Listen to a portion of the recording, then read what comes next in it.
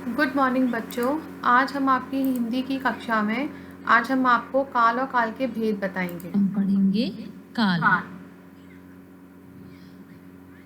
काल बच्चों, सबसे पहले हम यह जान लेते हैं कि काल का शाब्दिक अर्थ क्या होता है।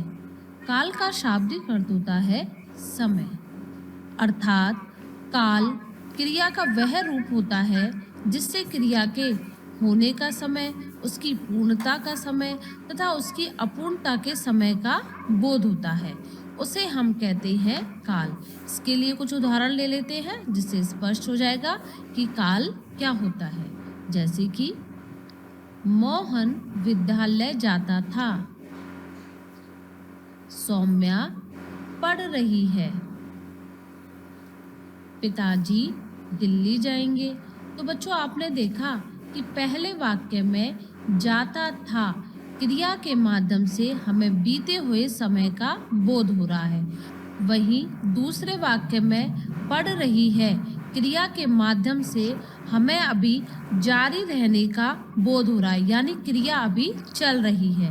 वहीं तीसरे वाक्य में जाएंगे क्रिया के माध्यम से हमें पता चल रहा है कि क्रिया भविष्य में होने वाली है।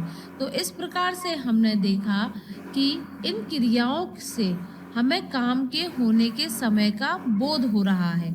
अतः हम कह सकते हैं कि क्रिया का वह रूप जिसे क्रिया के होने के समय का, उसकी पूर्णता का या उसकी अपूर्णता का बोध होता है, उसे हम काल कहते हैं।